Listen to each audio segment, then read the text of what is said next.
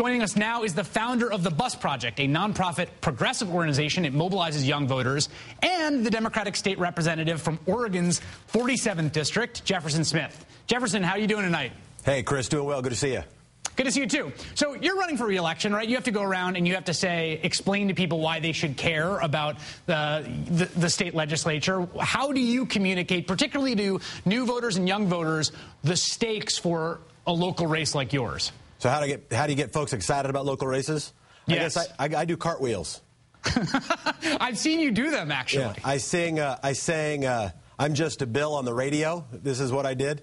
But it's not just that. I think it's sort of the fundamentals of democracy. One, the difference that a volunteer can make on a local race. You know, Oregon's legislature, Oregon's House, was decided by a single seat, and that seat was decided by 40 votes. Any volunteer, any set of contributors can help flip 40 votes. Second is just building relationships, and luckily, as you try to have fun and build relationships, if you elect a leader, that person doesn't move to D.C.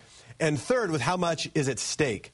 We know that education, that implementation of health care, the public safety, these are things that don't happen just in Congress. These things mostly happen in states. We know the Christian Coalition didn't start in Congress. They started with school boards. We know that women's suffrage didn't start because Congress wanted to do it. It happened first because Wyoming and then Colorado and so on, and that Justice Brandeis told us that states can be laboratories. So if you can communicate both fun, relevance, and sort of historical importance, people get pretty motivated.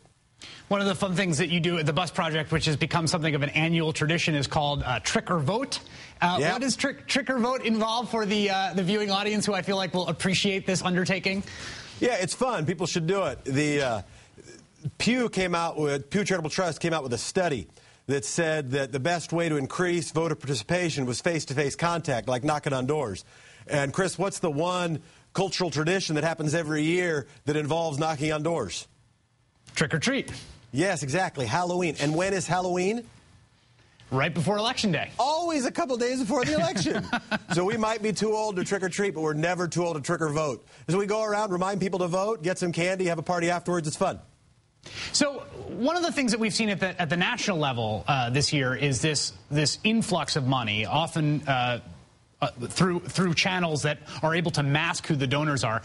Are you seeing that kind of influx in state races? Are you yourself personally, colleagues of yours, is there that kind of money pouring into the local races? You mean the secret money?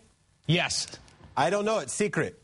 You don't know. Who knows? It's secret money. Yeah, we certainly are seeing the impact of kind of the centralized hidden dough on elections at all levels.